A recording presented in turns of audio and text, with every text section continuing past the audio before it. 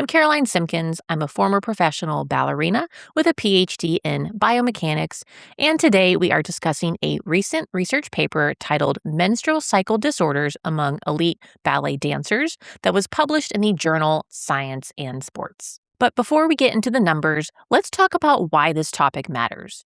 Your menstrual cycle isn't only about reproduction. It's one of the body's most useful indicators that everything is functioning properly. When your brain senses that your body doesn't have enough energy available to support both daily life and intense training, one of the first systems it begins to downregulate is the reproductive system. This can lead to irregular periods or periods stopping altogether. That's why menstrual cycle changes are considered one of the hallmark signs of relative energy deficiency in sport, or RED-S. RED-S affects much more than reproductive health. It can influence bone health, hormones, metabolism, immune function, recovery, injury risk, and ultimately athletic performance. So when researchers study menstrual cycles in dancers, they're really studying something much bigger. So what did the researchers do? In this study, the researchers surveyed professional female dancers from the Paris Opera Ballet. So these weren't recreational dancers. These were elite professionals between the ages of 17 and 42, representing every rank in the company, from corps de ballet all the way up to principal dancer. All of the dancers completed an anonymous questionnaire about menstrual history, contraception, nutrition, eating disorders, fractures, bone health, and training habits.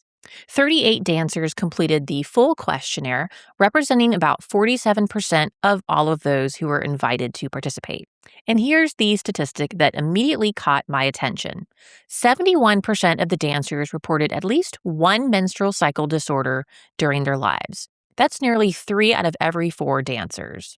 Now, it's important to understand what the researchers meant by cycle disorder.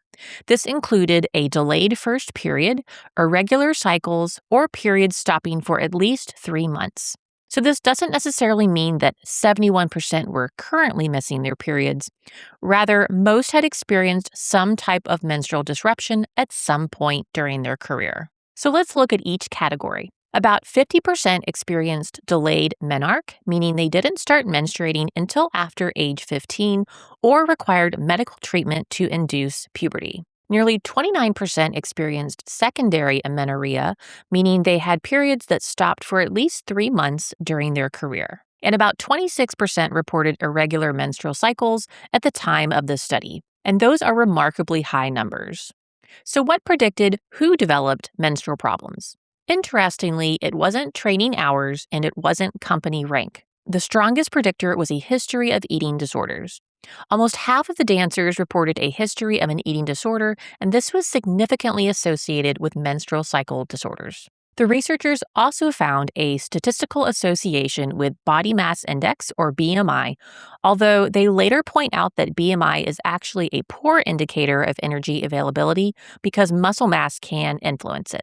As a side note, I really appreciated that discussion because BMI alone doesn't tell us whether someone is adequately fueling for the amount of work they're doing. Now, one point the authors make that I think deserves even more attention is this.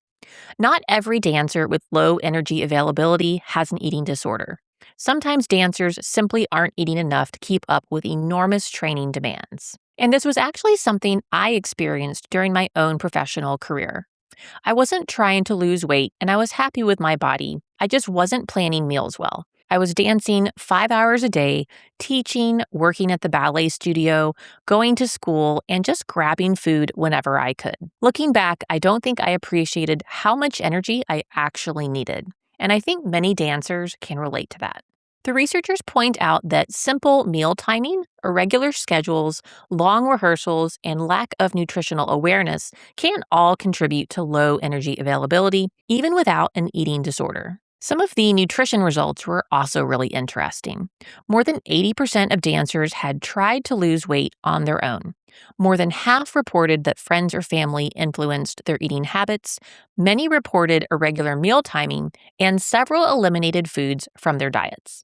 Now, these aren't necessarily harmful on their own, but taken all together, they suggest that many dancers are navigating nutrition without enough support. There was also one result that surprised me. The researchers didn't find a statistically significant relationship between menstrual disorders and fracture history. At first glance, that might seem reassuring, but I would be careful not to overinterpret it. The study only included 38 dancers, and that's a relatively small sample size. With larger numbers, the results could look different. Also, bone health is influenced by many different factors, not just menstrual function. The authors themselves note that longer-term studies with larger sample sizes are needed. And another finding that doesn't get talked about enough, more than 80% of dancers experienced premenstrual syndrome, and over 3/4 said those symptoms affected rehearsals or performances. That reminds us that menstrual health isn't only about whether periods are present.